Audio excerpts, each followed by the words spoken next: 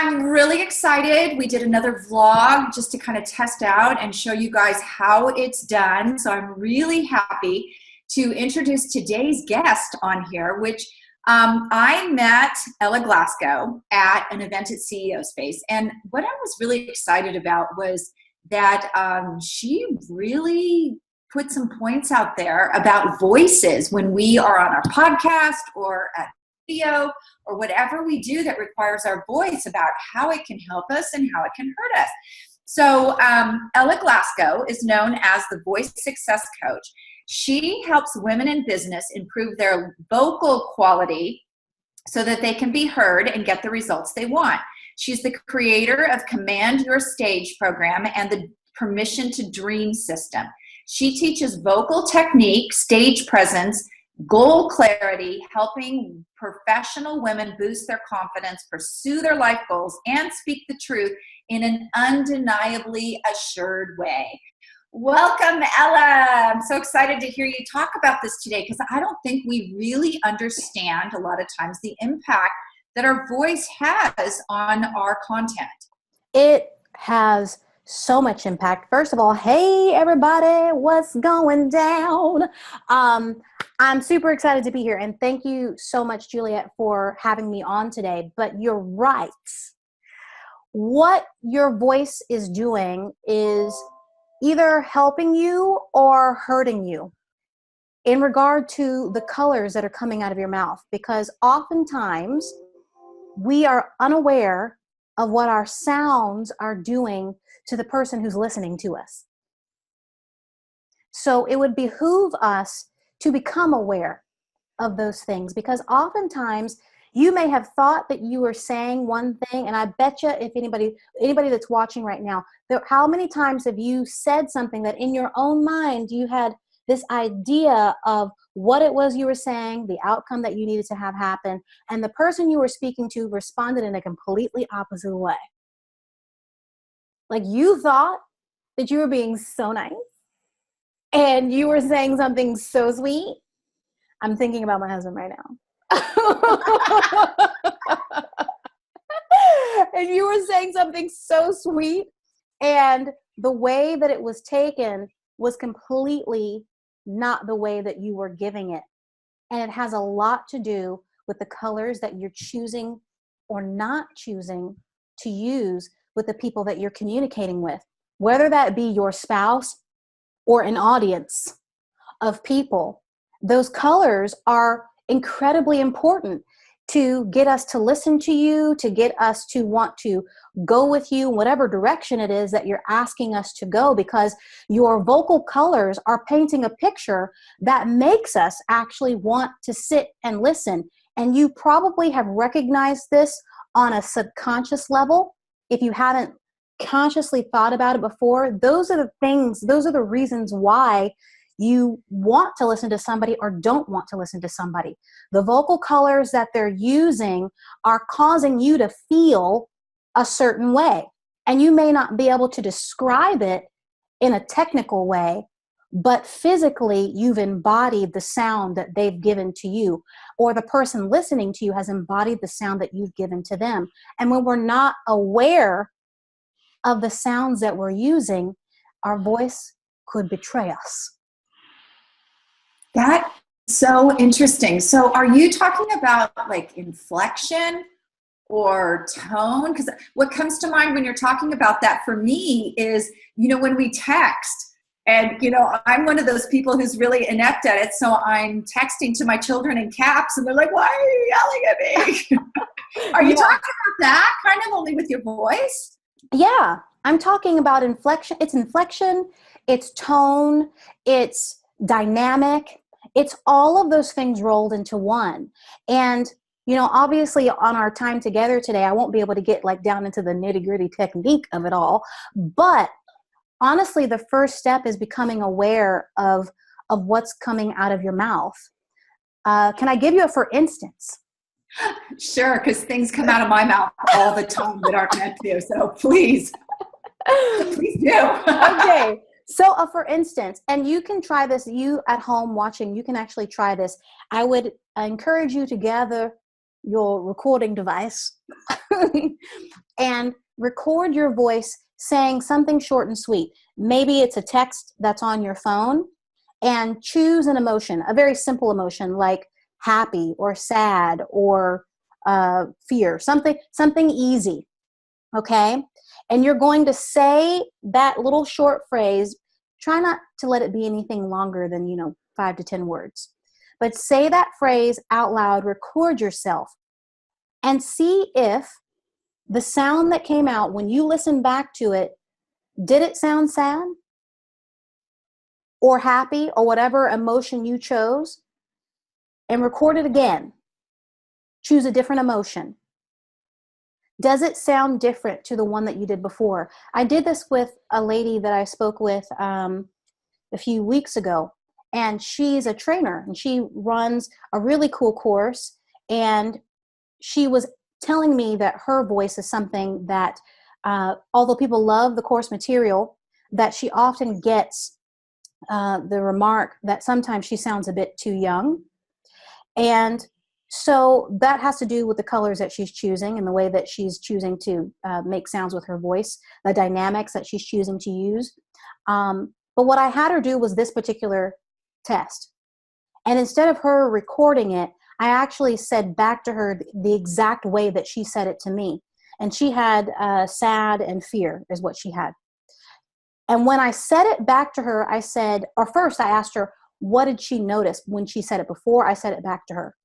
And she said, well, I think that the pitch went up a little bit, or it did a little bit of this. And I said, okay, I'm going to say it back to you the same way that you said it to me. And when I said it to her, she said, oh my gosh, they really didn't sound any different at all. And I said, that's the problem. The problem is that you thought that you were doing something, but because you weren't aware of how to actually change the vocal color, then it didn't change.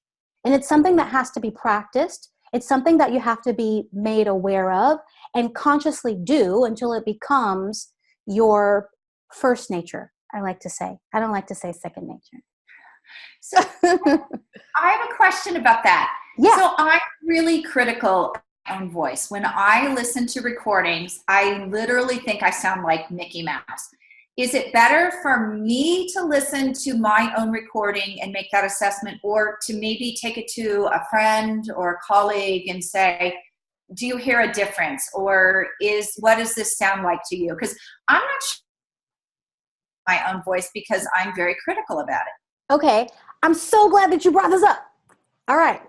So this is one of my favorite things to do. So our own voice, listening to our own voice, on a recording, even though I've asked you to record it, it kind of is a little bit of a lie, because you have to take into account that your voice is going through a vocal processor of some sort, whether it be the processor of this phone, or the processor of your computer, or the processor of a soundboard. It's not coming back to you as your true voice. So there is a way for you to actually be able to hear a truer sound of what everybody else is hearing from you. Okay? So can you do this with me? Sure. All right. You're going to take your hands. There are expensive ways to do this, and there are free ways to do it. And the free way is this way. Put your hands behind your ears and cup them and make big elephant ears. Okay? Okay. Now, when you do that, and bring your fingers together, make sure your fingers are together. All right. Now, as you say, hi, my name is Juliet. Hi, my name is Juliet. Oh my God, I do sound like Minnie Mouse. Wait for it. I'm going to let you hear yourself for really and truly. So bring your elbows together, and you're really going to be able to hear it better. Make sure that you don't close your ears when you do that. Okay? And then say, hi, my name is Juliet. Hi, my name is Juliet. Do you hear that? Oh, you actually have them even more close. Okay. Yeah. Hi, my name is Juliet. Yeah, I do sound like Minnie Mouse. Okay. So would you mind having a little bit of a session right now for the benefit of all watching? Let's do it so people can see what you do. Okay. So your voice, Juliet, is a bit on the high side. That's not bad. That's not good. It's just where it is. And before we can do anything about what's going on with our voice, we have to first accept where we are so that we can make a game plan to go elsewhere if we choose to. Okay? So what you have going on is a bit of a high voice, and your larynx, we're going to get a bit technical now. Your larynx is a bit high. So I'm going to ask you to do something for me that's going to be a little bit weird. Okay? So sit up nice and tall. I'm going to get nice and tall so I can feel nice and tall. Okay. Sit up nice and tall, and I just want you to say, "Hey, how you doing?" in your big guy voice. Hey, how you doing? Okay. It's not that you're going to be speaking down that way all the time, but here's the thing.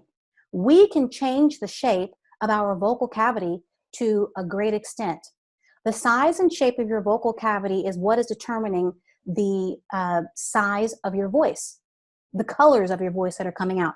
If I was to raise my larynx, I could make it sound a whole lot higher. Yeah? In the opposite direction, I can lower it and I can sound a whole lot deeper and woofier and darker. Okay? Now we all have a default, and because I'm a voice coach, I'm a little bit mindful of my voice and what's coming out. Right? So I'm thinking about those things, but I'm also sitting in my default. This wasn't always my default. What you hear from me right now. When I was much younger, it was much higher, and it's still kind of high. I mean, just depends on what's coming out of your system and what you're hearing. I know that on Zoom, my voice tends to pitch a bit higher than when I use this microphone. So when I'm recording my things, don't you know, I'm using this microphone. Yeah. Okay. So for you though, Juliet, what you're going to want to do, it's not that you want to stay in this lowered larynx state, but I do want you to say, "Hi, my name is Juliet." Hi, my name is Juliet. Okay. So just that right there, how does that feel when you do that? Odd. Odd? Does it hurt? No, only probably the people listening. Actually, when you listen back to this, it really wasn't that weird. So do it again. "Hi, my name is Juliet." Hi, my name is Juliet. Okay, cool. So that actually doesn't sound weird at all. It sounds very different. If it doesn't hurt, you're okay. You can use the lower part of your voice. What I've noticed for you that you have a tendency to do is to stay in this upper part of your voice, and that's not a bad thing. It's cool to have this color, but sometimes we need to come back down here and utilize the colors that are down below. So you can go and take us on a nice little ride and paint a beautiful picture by using sometimes the colors that are up here. And you can do all of that. That's up here. Or you can come down here and be a little bit more, depending on what it is that you're trying to say and the point it is that you're trying to get across, you would use a different color in your voice. Is that helpful? I'm almost afraid to speak now. Yes. Don't be afraid to speak. I don't want you to dig. I just wanted you to hear a different sound for yourself. Okay?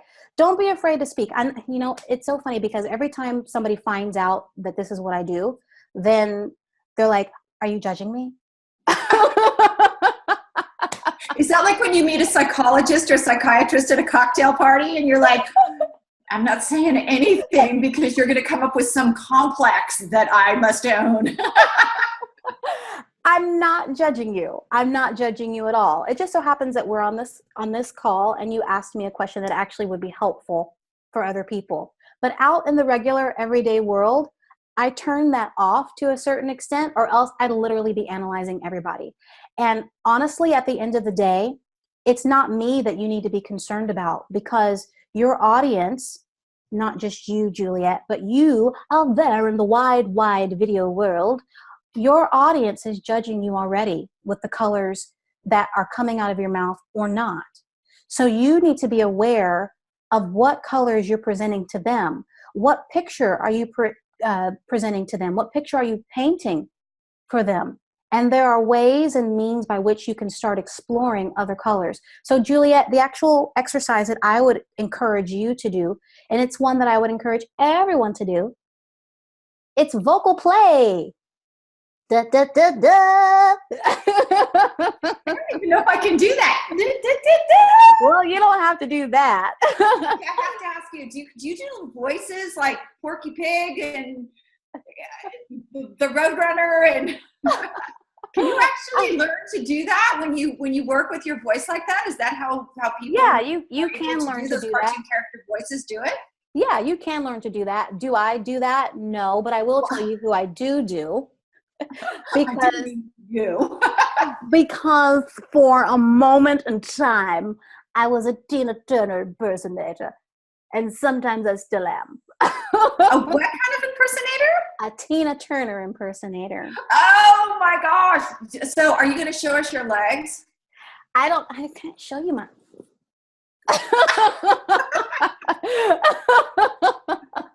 That's all I ever think of when I see Tina Turner is, oh my gosh, how can she be that old and have legs like that? I'm not wearing my fishnets today. Okay. Well, you know what? I think you should come back when you're prepared to give a real interview. How's that? But so what else do you have to share with us today? What else do I have to share? One of the things that you can do, like I was saying before, is vocal play and start being aware of what your voice is doing or not doing. So you can just do something simple in the shower where everyone sounds amazing. And just literally, and you too, the acoustics in there are amazing. All you need to do is just, just play with and see where your voice is going to go. Play with the highs, oh, and play with the lows, oh, and everything in between. Ooh, and see what happens. See what's there. Because all of those colors are available to you when you speak.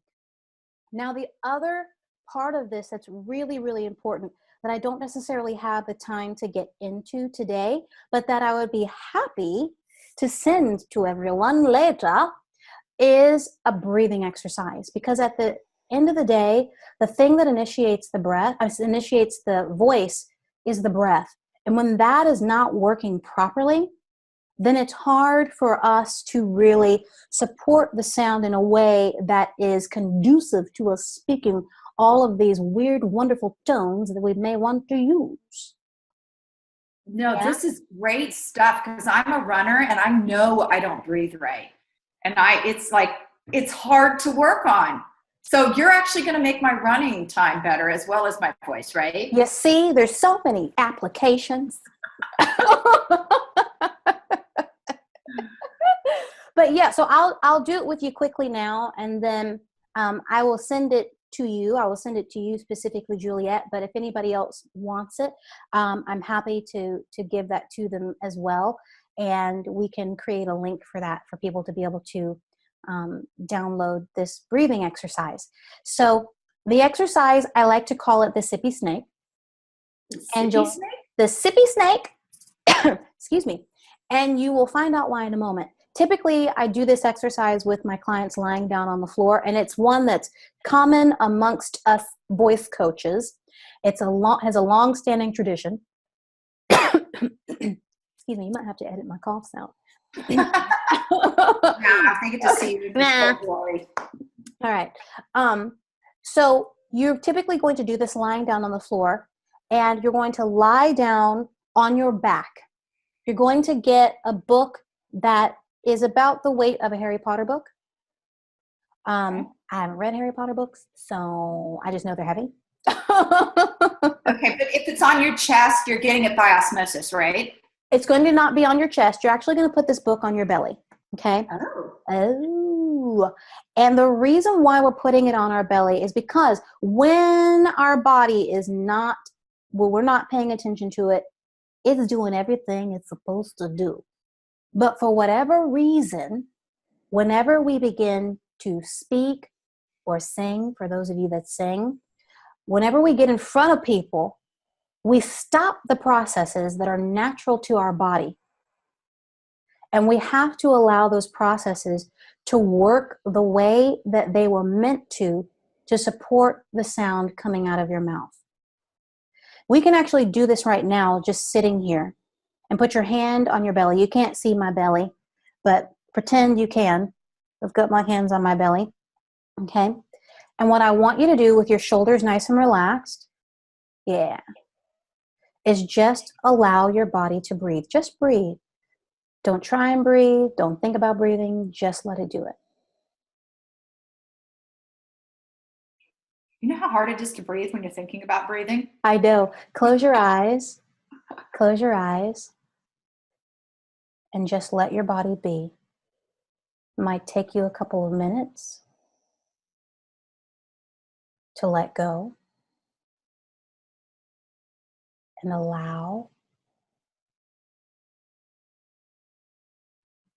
Now I want you to just keep with your eyes closed to focus your attention down to your hands and feel what's happening under your hands. What you should begin to notice is that as you inhale, your belly goes out slightly, and when you exhale, the belly goes in again. You can nod your head if you're feeling that. I'm not. You're That's not weird. feeling it? Okay. I feel my rib cage going up and down, but not my actual belly below it. Okay. Then you are tight and tense. And that's okay. I am. That's totally okay. That's totally okay. This exercise, I'm not going to lie, is a little bit difficult to do without you seeing me and without me seeing you. But we're going to try it anyway. So for those of you at home, you may be feeling this now, or you may be like Juliet and feeling still a bit tense in your belly and the action's not happening for you. Just know that this is the natural action. When you're sleeping, your belly goes out on the inhale, it goes in on the exhale. It's not a huge amount. We're not trying to muscularly force the belly out. It's just a little bit of action that happens. And there's a reason why this happens. So are you okay with a little bit of anatomy? Yeah. Yeah? Okay. As long as it's not like lewd, yeah. It won't be lewd, I promise. It won't be gross even. But inside your chest cavity, you've got your lungs. You've got your rib cage around here, right? And you got your lungs and all that fun stuff on the top. Around the bottom of your rib cage, you've got this thing that everybody alludes to and tells you to breathe from or speak from, and it's called your diaphragm. I'm just going to tell you right now, you can't speak or breathe from your diaphragm. You just can't, anatomically impossible, okay? But it's there, doing its job. It is underneath your rib cage. So if you were put your hands on the bottom of your rib cage and feel all the way around, your diaphragm is connected to the bottom ribs. Okay. And it goes all the way around and connects at your spine. It's a flat muscle. Connects back there. And when it's in its resting position, resting because it's hardly ever resting, it's in a dome shape. It looks like an upside down salad bowl. Okay? The top of the diaphragm actually comes, if you put your fingers on your sternum, I'm going to put my boobies now in your camera. So you put your fingers on your sternum, you know, the tip, that thing that runs down the middle of your chest, right at the tip there. And then you bring your fingers about 2 inches up from that. Just make a 2-inch gap. That's about how far up your diaphragm is at rest. Above that, you've got your lungs. Below that, you've got your intestines and your tummy and your pancreas and your spleen and all the other stuff underneath, right? Okay. Every single time you inhale, the diaphragm contracts. It flattens out. Okay. Every single time you exhale, the diaphragm pushes up on the lungs and goes back into its resting position. This action of pushing down and going back up is causing all of the organs underneath to have to find somewhere to go. Underneath all of your organs, you've got your pelvic floor, which there's no way out. If you think about it, if you were being pressed on in some way, you would look for the next softest place to escape or the hole to get out, correct? Mm-hmm. It's the same thing with your organs, except the next softest place is not your back and it's not your pelvic floor, it's your belly. Which is why your belly goes out when you inhale and it goes back in when you exhale because the diaphragm has gone back into its dome position and all of the organs can go back in place. The problem is with us ladies, especially, we like to hold it all in because we have to look cute. So are you telling me that I shouldn't do Pilates anymore because my muscles are too strong to breathe? No. Do the Pilates, but there is probably, if you are somebody that works out a lot and your abs, your core, which is something that's very important to do, if you're doing that a lot, you probably are tense and tight there and you need maybe a little massage. And there is a massage that you can do. You can take your hands and make them like a V. Mm-hmm. Trying to find the tip there. Make them like a V and go about an inch above your belly button. Okay. And you're going to go on just a little motion and just massage just to get them used to. I have to go to the bathroom. Oh, yeah. Oh, yeah. It might make you a little gassy. Sorry. I won't. Wow. Not lewd. So you're just going to go around the clock and massage. So if it makes you feel a bit gassy or it makes you feel like you have to burp, yeah, you're massaging your intestines and all that kind of stuff. So, and just go all the way around just to help loosen those muscles up. Because these feels good, huh? Tender. Yeah. And then also go around all the way around underneath the belly button, getting everything. Doesn't have to last forever. Okay. Okay. We're going all the way around. I'm almost back to the top on my other side. Okay. All right. Are you all the way around? Did you go all the way around? Uh-huh. Okay. So let's try it again. Let's see if that helped you to loosen up just a little bit. All right. Hands on your belly. Close your eyes. Relax your shoulders. And just let yourself be. I can feel my love handles moving, but not the front. Okay. That's all right. That's where it's at, the love handles? It's okay. For those of you at home who don't have love handles, I hate you.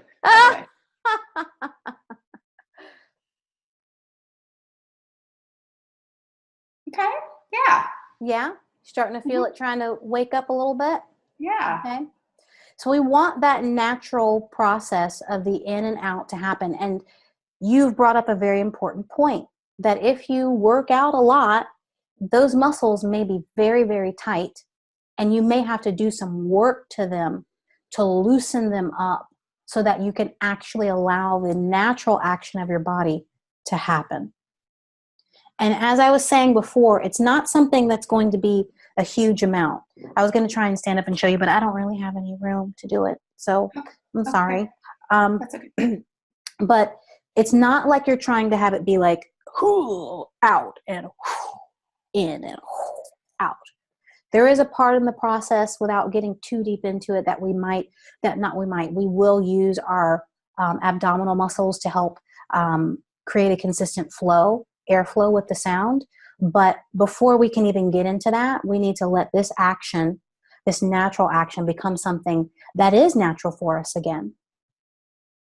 And not allow it to be something that's foreign to us and only happens when we're sleeping. Very good. Okay. So where can we find you to get more information about what you do and how you do it and how we can do all this with our voice? Well, you can find me at yourvoicesuccess.com. And I would love to see you all over there. If you've got any questions for me, you can also reach out to me on Facebook at Ella Glasgow The Voice Success Coach.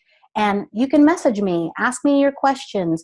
I'm on Facebook Live once a week, and I'm talking about these issues that are related to our voices. And I would love to be able to help you with your voice so that it can say what it is that you're wanting to say, and you can get the response that you're wanting to get, and have people throw credit cards at your face. Sweet. And who doesn't like credit cards thrown at their face? Well, thank you so much. It was great having you. And you guys go over and check her out, especially, if you feel like, you're just not there, or your voice isn't there, or you're not breathing right, because I'm thinking I don't breathe right now. Thank you, Ella. We appreciate you. You're welcome. Thank you so much for having me.